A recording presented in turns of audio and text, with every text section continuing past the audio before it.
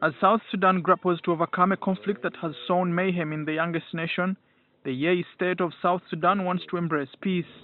Now let's have the witness sign as well. This afternoon, an agreement between the warring factions of President Salva Kiir and his adversary, Riek Machar, was signed in Kampala. Let's do one more clap. Amongst the key aspects of the agreement is to immediately impose a ceasefire, to voluntarily return refugees to the state of Yei, and both armies will work together to popularize Kiir's peace initiative at the grassroots. This document is supposed to work as a blueprint across the 32 states of South Sudan. Achievements in this stage of negotiation are: 1.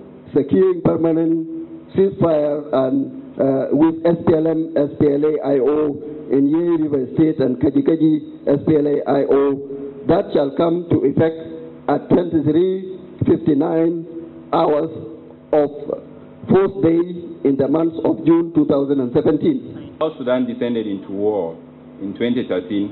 That war was uncalled for because it was not necessary that we butcher ourselves and deny our children growth.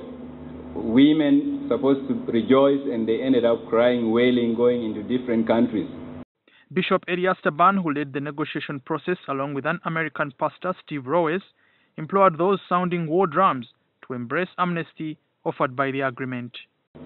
That today we are honored with your presence here to declare that peace has been reached in Yei River State. What I've learned over my 30 years of marriage and as a pastor is those marriages that do well have humility, kindness, servant-heartedness, and God in the middle. The Minister of Cabinet Affairs, Elialo Muru, says today's agreement should not be taken for granted.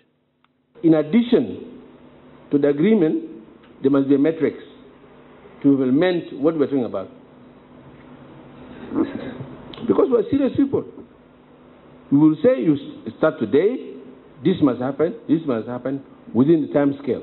I want to say, if there are other people outside there, as it has been said here, who are still having grudges with their brothers and sisters, people fight, even in their own houses.